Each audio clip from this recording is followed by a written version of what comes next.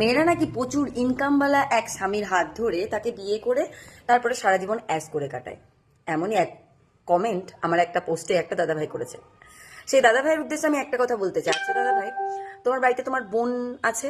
আচ্ছা, যদি তোমার নিজের বোন না থাকে, তোমার কোনো না কোনো দিন তোমার মেয়ে হবে, তখন তুমি এক বেকার ছেলের হাতে তোমার মেয়ের হাত দিয়ে দেবে তো?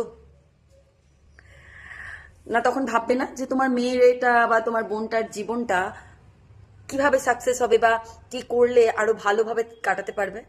তাহলে একটা মেয়ে যদি ভালো একটা প্রতিষ্ঠিত মানুষকে বিয়ে করে, তো সেখানে খারাপ কিসের?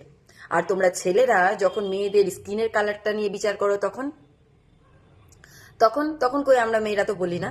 আমরা তোমাদের কাছে তোমাদেরকে খুশি করার জন্য, মানে তোমাদের মতন পুরুষদেরকে খুশি করার জন্য আমরা সুন্দর সাজার চেষ্টা করি, যাতে ওই বিয়ের সময় বিশেষ করে তোমাদের চোখে লাগে আর তোমরা বিয়ে করো, তাই না?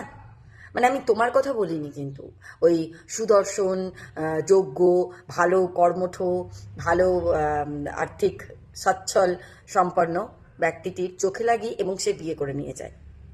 কই তারা তো গিয়ে কালো কুৎসিত একটা মেয়েকে খুঁজে বিয়ে করে না।